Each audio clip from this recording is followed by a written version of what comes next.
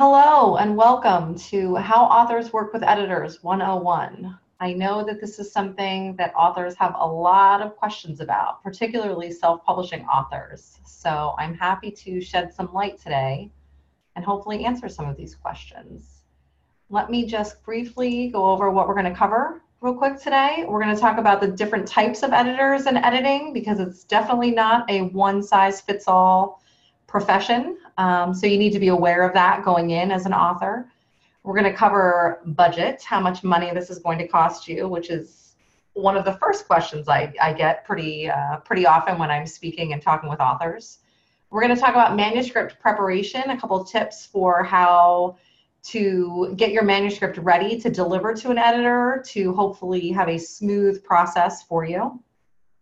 And then just the author-editor relationship, some tips to make that a smooth one also, because that's something that's critical to the editing of your book, is the relationship you have with your editor. So let's jump in. I want to tell you a little bit about me first, just so you know who the heck you're listening to. My name's Jodi Brandon, and I run Jodi Brandon Editorial. I have worked in book publishing for a little more than 20 years now. I was one of those lucky kids that just knew what I wanted to do growing up, not necessarily as an editor per se, but I knew I wanted to work in books, and I knew that I loved words and the English language, and I knew that I didn't necessarily love writing itself, but I loved working with the written word. So I graduated from college. I moved to New York less than 2 weeks later.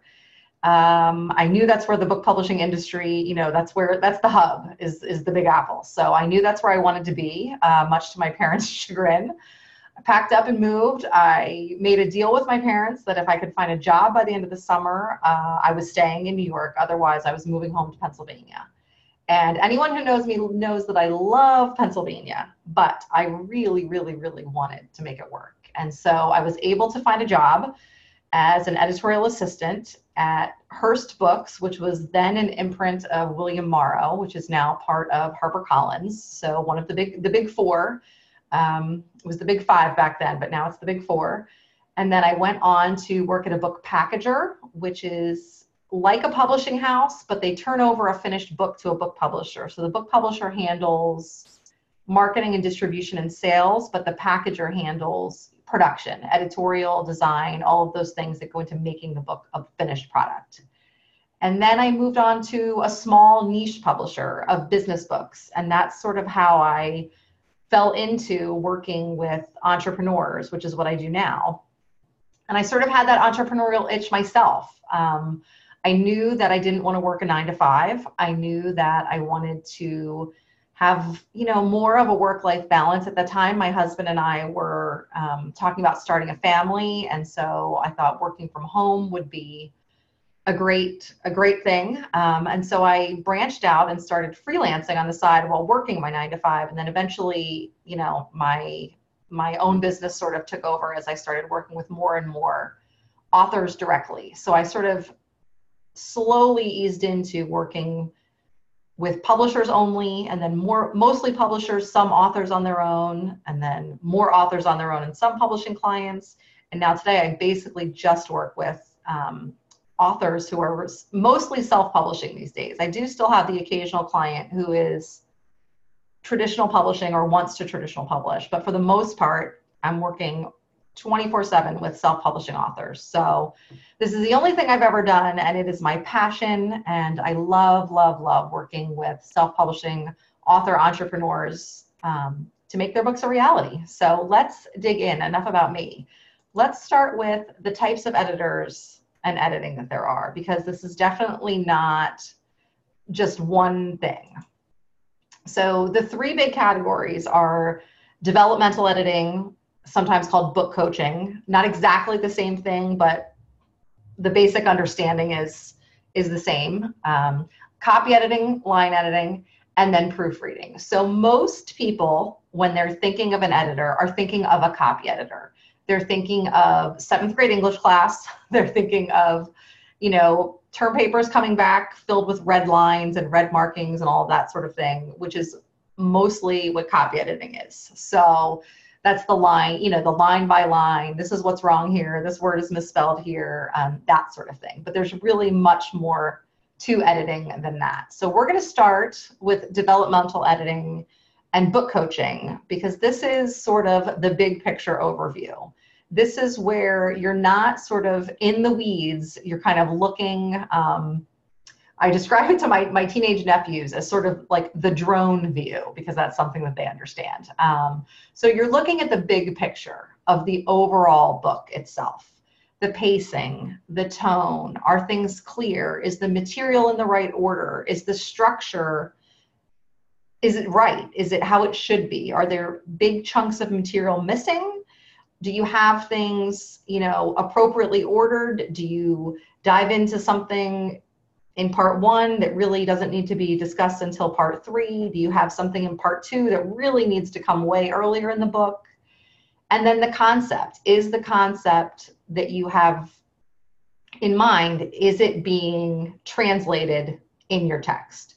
So it basically, what is your goal for the book? And then the developmental editor or the book coach can help you determine whether you're meeting that goal with your text. So this works a little bit differently from the other kinds of editing in that sometimes the book is not finished. The manuscript is not finished when a developmental editor comes in or a book coach comes in. Sometimes you're working on this process with that editor. And so, caveat, I work only with nonfiction writers who are basically using a book as a marketing tool for their business. So this will look a little bit different for nonfiction versus fiction. So keep that in mind if you are a fiction writer. I do know that a developmental editor for a fiction project is also looking at, at plot holes and character development and things like that I don't really have to worry about as a nonfiction editor. But those are sort of, some of the basics of the big picture overview. And so the way it works is it depends, again, on the editor. Sometimes you just have your concept and that editor is helping you flesh it out and work through, your outline and then the writing. Sometimes you have your outline when you hire a developmental editor, and sometimes you do have a complete manuscript and you're just open to feedback, rewriting, and all of that. So, but this is really sort of the biggest picture, more general. You'll get lots and lots of feedback, but it's not necessarily as specific of feedback as you'll get during, a copy edit or a proofread. So that's the big picture overview of developmental editing and book coaching. And then we'll move into copy editing, which, as I said, is probably what you're thinking of if you don't know what these other types of editors are. So copy editing and line editing are not exactly the same thing, but for our intents and purposes today, we're combining them because this is really the sentence level, paragraph level edit. Gets its name because the editor is going line by line through your manuscript and, making sure your T's are crossed, your I's are dotted, all of those things, the grammar and the mechanics, the spelling, usage, a consistent style throughout the book. So most, my clients use follow Chicago style. There are lots of other style guides out there. And as the self-publishing author, you are in charge. So if there's something particular that you want in your book that doesn't necessarily follow an established style guide, that's okay. Talk to your editor about that. But the editor will then make sure that your manuscript follows that style that you've selected or established yourself consistently. If this word is, if this number is always going to be spelled out, even if it's a number 0 through 9, it typically would be over 9, that would typically be spelled out, then that's the way it's going to be throughout your whole entire manuscript. You're not going to have it spelled out in chapter 2 and then used as a digit in chapter 4 or chapter 9 or whatever the case may be. You want that style to be consistent throughout your manuscript, and that's the sort of nitty gritty that a copy editor will be looking for and taking care of. Redundancy of material. Sometimes this doesn't get taken care of in the developmental stage. Sometimes you have material that you already covered in a different section in the book, and maybe you're looking for a refresher somewhere else, but you don't need to get into the full description again. So things like that, redundancy. Sentence structure. You want a nice variety of sentence structure. You want a nice variety in paragraph structure, all of those sorts of things. But this is definitely in the weeds. Whereas that drone image we had from developmental editing, now we are, we're sort of on the ground, walking through the weeds here with the copy edit and the line edit. And then finally, a proofread is sort of a last look. You're looking for typographical errors and typesetting errors at this point. And the way proofreading is really at this point more of a cold read. It shouldn't even be called a proofread technically, because technically a proofread is you're reading against the proofs. So when I first started in publishing, for example, I would be given 2 documents. I would be given, the typeset manuscript, which today is usually a PDF or something like that, but I used actual proof pages back when I started. And then you'd have the copy edited, marked up manuscript, and you're literally just comparing the 2 documents to make sure, okay, the copy editor said, we're hyphenating this word. Is it hyphenated in the proof? That sort of thing. Today, you're really very, very rarely looking at 2 documents side by side. You're just doing a cold read, a last look to make sure that, one, anything that got missed in the copy edit, you're catching now, any typo, anything like that. And then you're looking also for typographical things like widows and orphans. You're looking for any, wonky thing that happened during the translation from Microsoft Word to InDesign, for example, from the, the word processing program to the design program, because, when you import a document, things happen. So you're looking for those sorts of things during a proofread. And then just making sure, tables, lists, graphics, anything like that are formatted correctly, captions are placed correctly, all of those sorts of things. And there's lots of checklists out there that authors can find to sort of help do some of this themselves, in addition to hiring proofreaders. So, there's a long list of elements. This is just a few of the things. But the important thing to remember is that you're looking for both typographical and typesetting errors in a proofread. So now that you know what these 3 types are, let's talk a little bit about how you determine who you're going to hire. So what you think you need is not always what an editor thinks that you need. So you might think, oh, my manuscript is totally ready. I don't need a developmental edit. I'm just looking for a copy editor. I think my manuscript's in great shape. You reach out to a couple of editors. One of them comes back and says, I don't think this is ready for a copy edit. So, now how do you know, is that person correct? Is that person not correct? So what I suggest to all of my clients to reach out to me is you want to be talking to a few different people. And that's for a lot of different reasons. Number one, that's to make sure you and your editor are on the same page, for sure. But it also will help you sort of get a feel for who you jive with, because it's a really important working relationship an author has with their editor. So you really want to make sure you work well together, you understand each other, and you can do that by having multiple conversations with people. So it's important, though, before a project starts, that you are super clear about what you're getting from an editor and what that editor feels about your manuscript. So you want to make sure that you're listening to, that editor that came back and said, this isn't ready for a copy edit. Why did they say that? Listen to their rationale, listen to their feedback, take it to heart, see if a couple other people say that, then maybe we're onto something here. Maybe you do need to take a step back and think about, well, do I want to do a developmental edit? Can I afford a developmental edit? Time-wise, what's that going to do to when I want to release my book? All of those sorts of things have to, come into play. And that leads us to editorial budgets, which is obviously an important consideration for self-publishing authors who are, putting out all of the funds, making their own investment in their book before it is published and they make any money back. So I'm not sure if you are familiar with the Editorial Freelancers Association. It is a group of editorial professionals, all different kinds, editors, indexers, fact checkers. It's a trade association that many of us belong to. But they do a survey every year and send out a survey to all of their members, and we all fill it out. They come up with established rates, average rates. So this is for, if you're an author, you can go to the EFA website and find these rates for all the different types of editing, fact checking, indexing, all of these services. just to make sure that what you're being charged is in line with industry standards. So these are, again, they're averages, but they break it down into copy editing and then heavy copy editing. And so your editor will let you know, a potential editor will let you know, a lot of us have this is a light copy edit, a regular copy edit, or a heavy copy edit. Some editors just do regular and heavy. So it just depends on what kind of work your manuscript needs. And they'll go through all of that with you. They should go through all of that with you before you sign a contract. But so you can expect to pay anywhere from $30 to $50 an hour for copy editing. And that will get you, depending on how much editing your manuscript requires, 1 to 10 pages an hour they can get through. Developmental editing, a little bit different. Obviously, you're moving slower through that because you're looking for different things, and that's a higher, fee structure.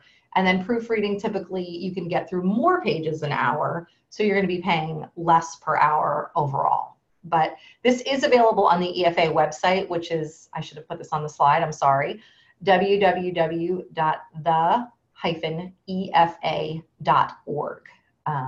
And you can find all of the other rates as well. So the way you figure out, you can do the math yourself once you have an idea of what your manuscript word count is going to be, So some editors charge by the hour, just like the EFA rates are listed. Some charge by the page, which is, equivalent of 250 words, and some charge by the word. And it depends on the service that you're hiring them for, what their fee structure is. It depends on their personal preference, what their fee structure is. So, but you can kind of like finagle the math, depending if they charge per hour, take your word count, see how many pages they're getting through an hour, divide by 250, that sort of thing. A lot of copy editors and proofreaders now are moving into a per word structure, just because a word is a word. There's no, this page has 230 words and this page has 400 words. And so, 250 is obviously the average, but you can get into all of that, but a word is a word. So a word count is a word count. So a lot of editors that I know are moving into that. I use that fee for copy editing. Developmental editors and book co-chairs typically charge by the hour, or even, like a flat package fee up to a certain number of words. So, but you have the ability to do the math and figure out if your editor is in line with those EFA averages. And if not, then you might want to keep shopping around. You might not. It depends on your budget. So here we go. What matters the most? You need to determine what that budget is, of course, because again, if you're self-publishing especially, you're shelling out all the money up front. You're not getting an advance from a publishing company like you would if you were traditionally publishing. So you have to, determine what's the most important thing to you.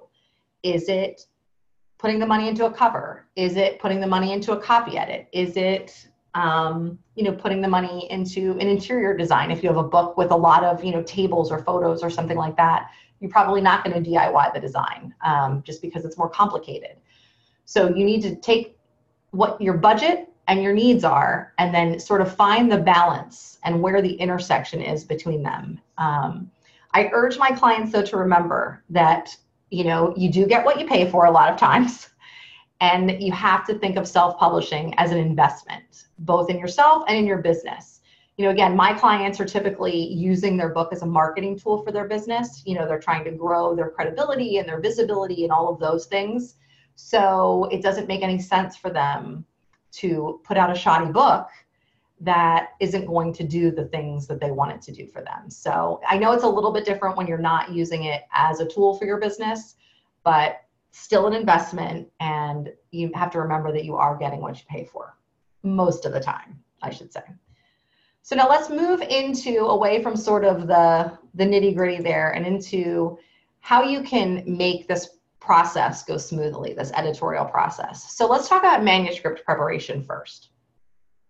So you have determined what kind of editor you need, you've hired that person, and now it's time to start your working relationship. You've got a contract starting in a week, you're about ready to deliver your manuscript. What's happening now? So let's just take one quick step back as a reminder that it's not just, writing is writing and then you're done and you're moving into another stage. There are 5 stages of the writing process, and you can see here that editing is one of them.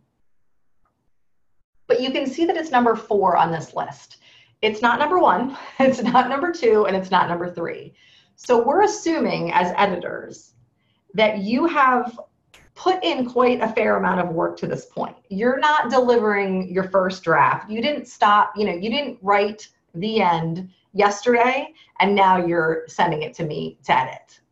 You've gone through multiple revisions, multiple drafts, and you've made this manuscript as strong as you can make it on your own, and now you're ready for professional help.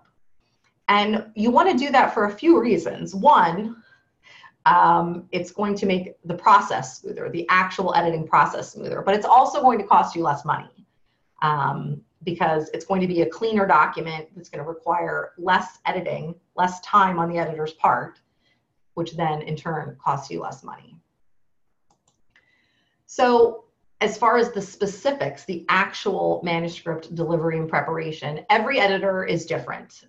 So they will, of course, discuss their requirements with you. It'll be in your contract, but you want to just make this person's life easier by following those instructions. So I don't know many editors that work in Google. A lot of my clients these days just ask me if they can send a Google Doc instead of a Word document. Nope, sorry. Word is the industry standard, and we're going to stick with that as, as long as we possibly can. Font size and type, all those spacing issues, any of those nitty-gritty manuscript, requirements that they have, just follow those, make it easier. The other thing that you want to provide them is as much project information as they're asking for. And this is specifically usually for copy editing. Proofreading, it doesn't matter as much. This is typically for my copy editing clients. If I've worked as a book coach with someone, I'm pretty familiar with all of this background project information. But if I haven't, they're just coming to me for a copy edit, I want to have information that's going to help me serve them in the best way possible. And what I mean by project information is, what are their goals for the book? What do they want the reader to take away? If they've got their book broken into part 1, part 2, part 3, what are the goals of each of those parts? Now, when I work with a book coaching client, a developmental edit client, we go through this chapter by chapter. What's the takeaway for this chapter? How does it fit into the takeaway for this part? How does that fit into the takeaway for the entire book? So we do all of that kind of work while we're creating their manuscript. But it's a copy edited manuscript comes to you finished. It's already done. It's already complete. We're not making big picture changes at this point for the most part, unless something is seriously wrong and out of alignment. So, but the more information I have about the project and what the author wants to get out of this book, what they want readers to get out of this book, it helps me make sure that the book is serving that purpose. And if that's not happening, then I'm not serving my client, the author, because I'm allowing that person to move forward with a project and a book that isn't going to do what they intend for it to do. And that's no good for anybody. So if they're asking for, all sorts of detailed project information, that's the reason why. And the more information and the more open you can be with them about that, it's only going to help serve your book and your project. So, I know sometimes it's tedious, but it really does serve a good, bigger purpose. So, and then just to reiterate again, the cleaner the text you send them, the less time it's going to take, less time, less hours, less money. It's common sense, I know, but a lot of times, especially once you've been working on a manuscript for, 3 months, 6 months, whatever the case may be, when you're done, you are DONE done, and you just want to close it out, not open it again, and submit it to the editor. But I promise you, the more self-editing you do and revising and all of that on that front end, the less it's going to cost you in the end. And I bring up the costs multiple times here just because, having worked with hundreds of authors at this point, I know that is a big concern. Budget's a big concern. So now your manuscript is with your editor, and you have selected the right person for the job, for your relationship, all of that. And so now it's scary. This person now is taking your vulnerable writing, and they're going to come back at you with, criticism, suggestions, etc. And so you want to foster a strong author-editor relationship. And so I have borrowed this quote from an editorial colleague of mine who says, an editor's job is to foster direct communication between author and reader, not to help the author get an A in 7th grade English. And I send this to all of my clients at the beginning of the edit, because I know that they're going to be so scared when they get that edit back that it's just full of marks and all of that stuff. And I really want them to understand that it's not about, the right and wrong of grammar rules. It's just about figuring out what you want the reader to get out of this book, and me as an editor helping you as an author do that. So, sometimes that means bending a grammar rule. Sometimes that means ignoring a grammar rule. Sometimes that means, more explanation. Sometimes it means less. It means all different things. But the most important thing is that your book is as strong as it can be. And by strong, I mean marketable, and I mean editorially sound, and I mean, as correct as it can be. Again, no book is going to be perfect, because editors are human, and human eyes are not perfect. Even when you look at something, 500 times, you will always, always, always find something else that you wish you had written differently or said differently, or a typo that slipped through even after you looked at it 15 times, your editor looked at it 10 times, a proofreader looked at it 3 times. No book is going to be perfect. But there are acceptable editing rates. They say about 96% is acceptable. So if your editor has a 4% error rate, then that's about as good as you're going to do. So we editors take editing tests all the time. Again, also available online everywhere on the EFA site. If you can Google editing tests, and good editors, an editor worth their salt, will be regularly taking these tests just to make sure that they stay, on the ball, and all of those things as far as the actual right versus wrong. The other thing is that editing is very subjective. So there are going to be lots and lots of places in your text where it's not, this is not the right word here, or this comma does not belong here. But it's going to be more like, this isn't totally clear. Can you clarify?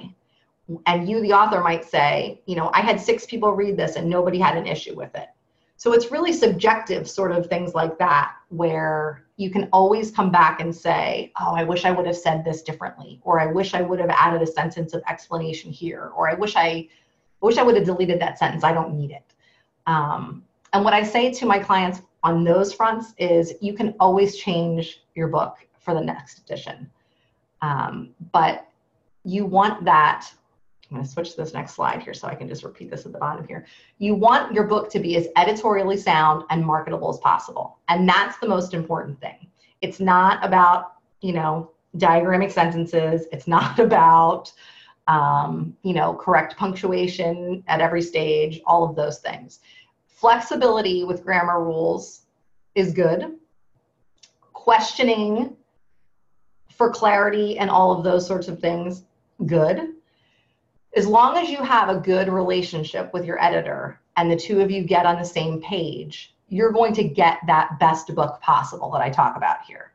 So some of the qualities you want to look for when you're, screening and potential editors, this is a collaborative relationship. You need to think of your editor, as a teammate. They're not, a teacher and you're the student. It's collaborative. You're partners. Open communication. Nothing bothers me more than when someone comes to me who has been trying to work with another editor and says, they went through the whole manuscript. It took 4 weeks. I didn't hear a word from them. And then I got back, a 7-page editorial memo saying that everything, this book basically needs to be totally reorganized. If that's the case, you should have heard from that person much sooner than 4 weeks. If you don't hear from me while I'm editing your book, it means it's smooth sailing. If it's not smooth sailing, then there should be some communication. You have to trust this person. You've worked really hard. Your writing is vulnerable. Even if it's just, a business book, writing is vulnerable. It's a vulnerable act. And now no one probably has seen it and you're sharing it with a stranger. So you have to trust this person. Respect, I think that goes without saying with a working relationship. On time and objective. You're going to create together probably a working schedule, and it's important for both of you to stay on time. That's part of respect, honestly, and a working relationship. And then objectivity is, your editor is pointing out the things that, I don't even want to use the word wrong, but things that could be improved. And they're doing it because their goal, again, at the bottom there, is the same as yours. They're not trying to nitpick. They're not trying to get you, create more work for you or anything like that. They're trying to help you make your book as good as it can be. And so your role in that process, again, trust and respect, those both, they go both ways. Be open to the process. You hired this person because they're good at what they do, and you think it's going to be the best person to help your book get across the finish line. So now you have to trust that process and be open to their feedback, open to their suggestions, open to their questions. You might not agree with every single thing that they say, and that's totally fine. Have a dialogue back and forth, but be open to what they're saying and then understand that they're coming at it with a fresh set of eyes. So maybe they're right, and listen, maybe they're not. And as a self-publishing author, you're the boss, but you do want to, take their feedback to heart and, see if it's worth incorporating or not. And then responsiveness, help them do their job. Again, this is part of the professionalism, the professional working relationship you have with someone. If I'm stuck with something, halfway through chapter 5, and I can't move forward until I have it resolved, and you are MIA for 2 weeks, all that's doing is slowing us down and then getting us way off schedule. So, just be aware of what's going on, where you are in the process, and, get your editor what they need. And that, my friends, is all I have for today. I hope that gave you a pretty solid, foundational level overview of working with an editor. This is my contact information here. If you have any specific questions or general questions, or just want to say hello, please feel free to reach out to me. And for attending today, I offer book brainstorm sessions, which are, free. It's my version of a discovery call. It's a 15-minute free. We can talk about your project. We can talk about anything book related, publishing related. I am happy to help you if I can. And if I can't, I'm happy to point you in a direction that can be helpful to you. So I thank you for your time today, and I wish you all the best in your book publishing career.